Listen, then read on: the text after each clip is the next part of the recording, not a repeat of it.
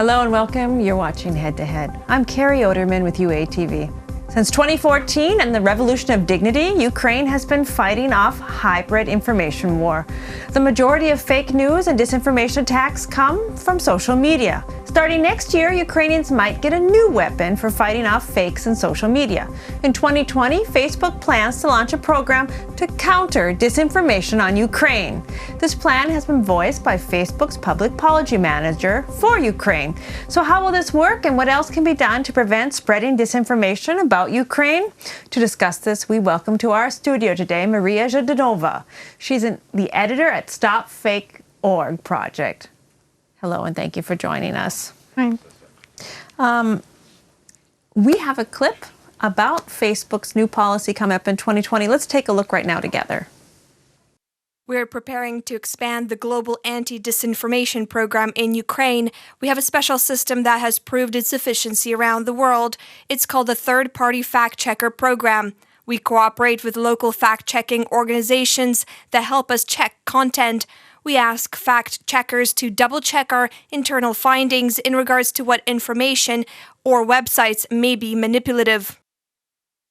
When you compare Facebook and Twitter, they're taking different approaches to combating fake news. And Facebook actually seems to have a different policy within Ukraine as it does internationally. With Ukraine, they seem to be much more strict. By having a different policy, are they admitting to being part of the problem here in Ukraine? Yeah, that's true. I would comment on Twitter first. Actually, Twitter was the only social network that completely banned all political advertisement from its platform, which was considered a very great step by fact-checkers and organizations like ourselves. Facebook, in terms, is actually very much focused on advertisement and on earning money from advertisement. And even though they do have some initiatives in place to make it more transparent, but there is still more steps to be done. Considering it's the difference between their approach in Ukraine and worldwide, I would not say that Facebook is more strict here. It is strict in situations such as we used to have during the Revolution of Dignity and then past 4 or 5 years, when they would just ban some kind of content or some users whenever they receive a complaint. And this type of behavior was misused by trolls who on purpose would, complain about certain posts by activists or by some politicians and so on to make them, to have them take down from the platform. And the clip that we just saw, Katerina Kruk is actually a former colleague of ours. She used to be working with StopFake, and we're happy that she joined Facebook because this initiative, such as the third fact-checking program, will, I think, very much help Ukraine in debunking fake news on social media platforms. Okay, as an observer of this, how will this third party work? But who is this third party? Yeah, so Facebook initially has partners worldwide. For instance, I was recently on a conference in Tel Aviv, and this program has been in place in Tel Aviv in Israel for quite some time. So how this works is whenever a user sees something on Facebook which they find suspicious, they can report it to Facebook and say, I consider this to be fake news or something. And also, internal system monitors different types of news for their accuracy.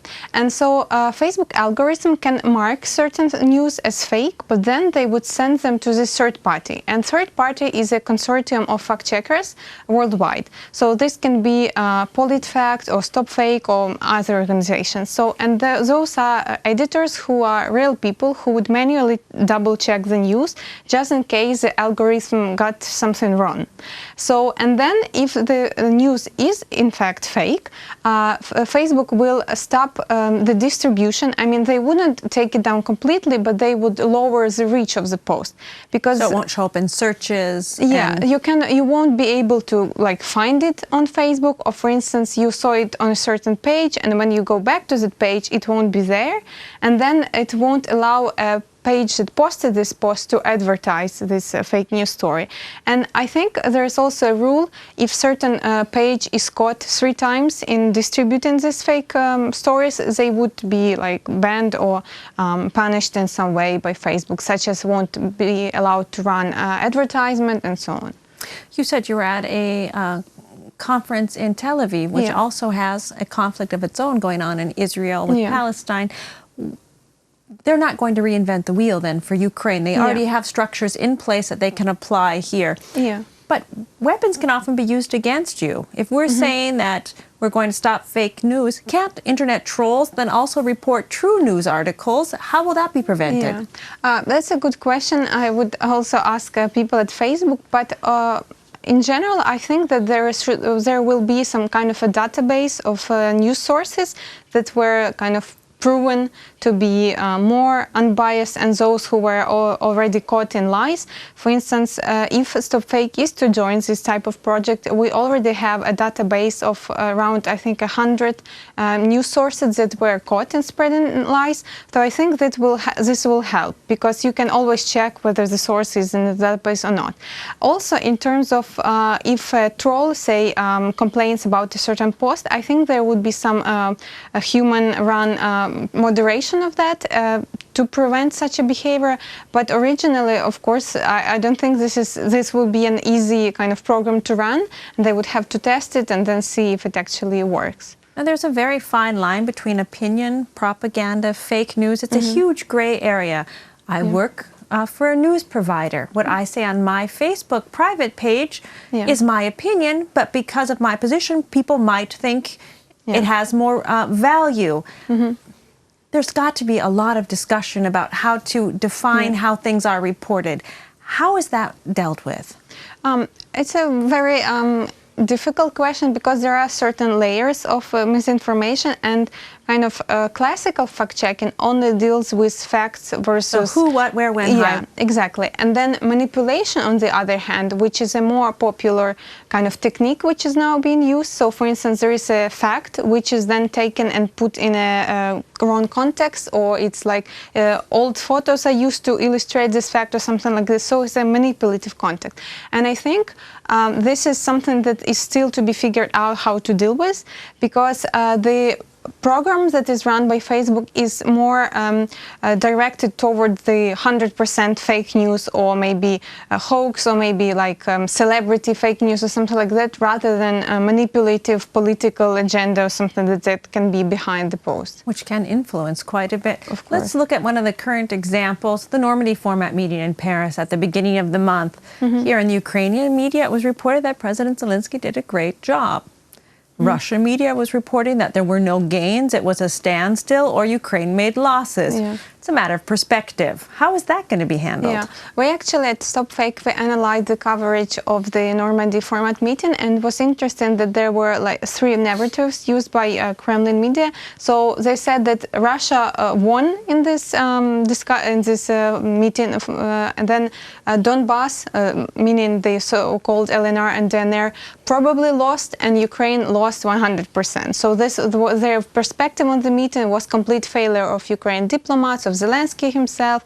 They would put up news such as ask a psychologist who would reveal that Zelensky was afraid of Putin, and this type of different stories which only have their kind of own opinion and perspective behind them rather than facts. So I think the important thing here is to track those stories and to see how they fall into certain narratives or not. And for instance, this particular case falls into the narrative of failed country, because one of the research that we did at Stop Fake was actually to look at different types of news and see fake news, whether they can be grouped by certain topic. And I think this is one of the examples of the Ukraine is a failed state narrative, where everything we do is doomed to fail.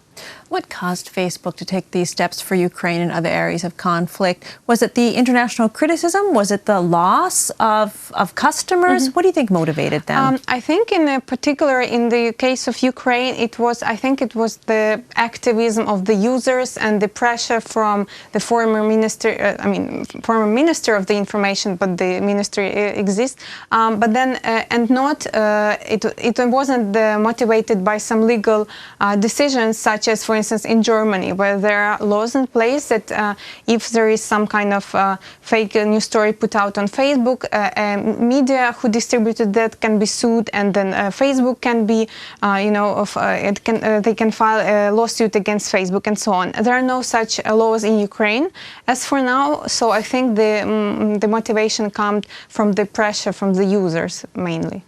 How is that done? Could I be sitting here in Ukraine and send something to Germany over Facebook that was completely false. Yeah. Would the German government be able to find me and sue me here, or would I be safe? No, I don't think it works. In this case, they would probably sue Facebook as a platform that was distributing this story and not the end user. And then also in terms of moderation, it's interesting that many people actually are not aware of how moderation at Facebook happens, which is in fact there are external parties, and it's usually is the case that not employees of Facebook are monitoring your complaints or your comments or something like that, but this is an external party which often doesn't know anything about the context of a conflict or a certain post, or they of course speak the language, but they maybe are not aware of some nuances. So I think most of the problems with comments moderation comes from this, being unaware of how things are done. And then for Ukraine to have its own public policy manager, it's a big victory, because there is this person who actually knows what's going on and is very much aware of the situation.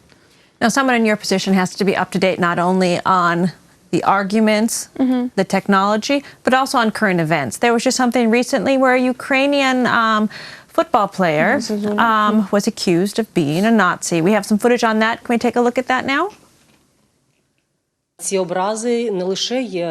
These offenses are not just baseless. They disparage a person's honor and dignity. They sound very similar to the narrative spread by Russian propaganda. So do you know the background on the story? Yeah, it's interesting that we call some of the fake stories zombie fakes, meaning that those are the fake stories that have been debunked already, but they keep coming back. And this fake narrative on Zuzula, a football player being a Nazi supporter or something like that, is a fake that we've debunked, if I'm not mistaken, in 2016. So it's quite an old story. And it had to do with his tattoo of a Ukrainian coat of arms, which is not at all a Nazi symbol. And so I think one of this, why this kind of fake story keeps returning is because first we have a famous person in the world, which always gives it more exposure and more people would follow the story and read it, so on. The next one is because this narrative about Ukraine being a fascist state, allegedly, was very much distributed by Kremlin. It was one of the first narratives that they started pushing after the Euromaidan, calling it the fascist coup d'etat and so on. So that's the second reason. And the third one, I think, because Zuzula is still an active player, and whenever he participates in the game, it's a good way to remind people of he's allegedly a Nazi. But this is one of the fake stories that we've debunked years ago. Okay, you may debunk them, but what do you find is the most effective way to clean up fake news? Like you said, it makes a big splash in the media when it first comes out. How do you clean up after that? Yeah, it's something that all of the kind of fact checkers are working on, and I think the initiatives that Facebook proposed can actually be one of the most effective ones, because they're able to take down this post, or at least to lower the reach of those posts. Because what we see on social media is always when you have an initial fake story, it always has a bigger post reach than the story that debunks it. And it's been like that always because of the algorithm, and because as more people interact with the story, the more kind of popular it becomes. So I think it's only a question of the platform who can ban those stories from distribution, rather than fact checkers who just keep saying, oh, it's a fake, it's a fake, it's a fake. Okay, so there is a responsibility for the platform in every case. Thank you so much for joining us. Thank you. That was Maria Zhdanova. She's an editor at StopFake.org project. Thank you for watching, and stay tuned for more with UATV.